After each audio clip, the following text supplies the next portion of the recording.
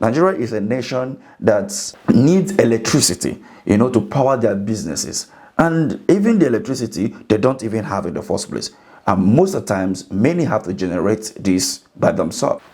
As the president, Bola Ahmed Tinubu, assumed office, he removed the fuel subsidy, which become now very, very impossible for small business operators to maintain their businesses. And as a result of that, some of them have to return back to see how they can manage. Some folded up. But what happened next?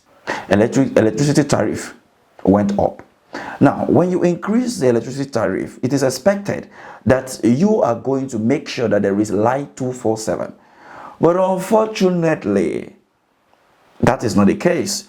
We have continued to be seeing, this collapse of the national grid. And His Excellency Mr. P2B has made this known once again. And according to him on his verified Twitter page, he said that for this is the opening time the national grid has collapsed, pledging a huge part of the nation into darkness and exposing the fragility of Nigerians' power infrastructure.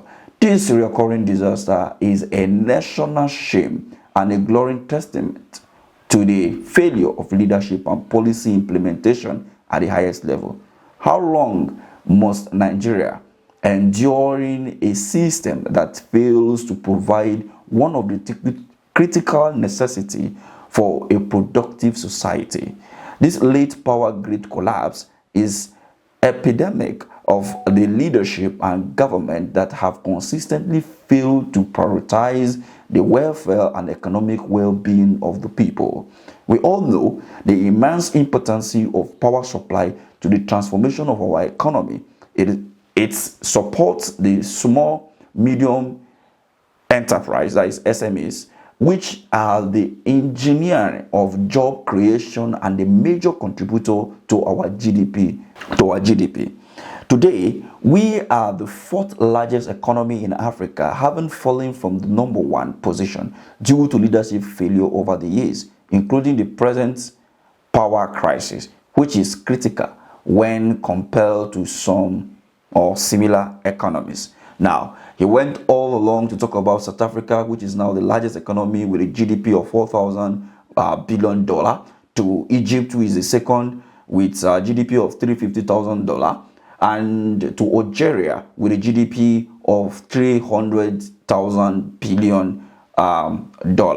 And all of those people from South Africa who generated a power, generated 4,000 megawatts, to Egypt that generate 40,000, to Algeria that generate 50,000 megawatts, and Nigeria can only generate 10,000. And when you look at all of this, now you will understand that Mr. Peter Obi has been talking and he has been delivering. Just imagine him being the president of Nigeria as of today. What would become of Nigeria? Nigeria would have been a developed state in 4 years, not a developing state. A developed state, because as of 2014, before the election 2015, Nigeria was a developing state of which our economy projected to be, in a growing, steady growing state, of which in less than, 5 years, we were supposed to be attaining some levels of development and comparing with some other nations of the world. Remember the Vision 2020. It was projected that by 2020, Nigeria would have been a better state, economically stable. But what happened? From a $500,000 billion GDP, we fell down to what we have today. So what do you make of all of this? Let's have this conversation at the comment section. But remember, politicians don't care about you. So always tread with caution when you tend to, defend them and the political party.